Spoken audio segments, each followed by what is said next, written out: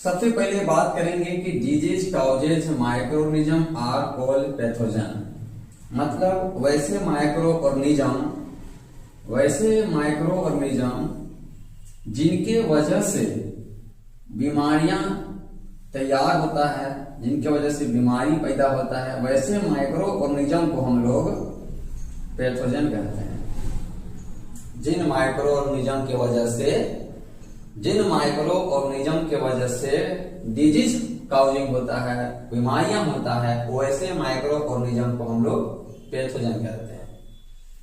Disease in human caused by micro organism, जो बीमारियां होता है मनुष्यों में, ह्यूमंस में, वो माइक्रो ऑर्गेनिज्म के कारण होता है। मतलब माइक्रो ऑर्गेनिज्म के कारण ही बीमारियां उत्पन्न होता है, तैयार होता है। Disease caused by microorganism that spread from an infected person to a healthy person through air, water और food are called communicable disease. तो आपको ये याद रखना है कि वैसे बीमारियां जो स्प्रेड होता है, इन्फेक्टेड पर्सन जो पहले से बीमार है, उस इंसान से हेल्दी पर्सन में जब वो बीमारी ट्रांसफर होता है एयर के थ्रू, वाटर के थ्रू या फिर फूड के थ्रू, तो वो हम लोग क्या कहते हैं, कम्युनिकेबल डिजीज कहते हैं।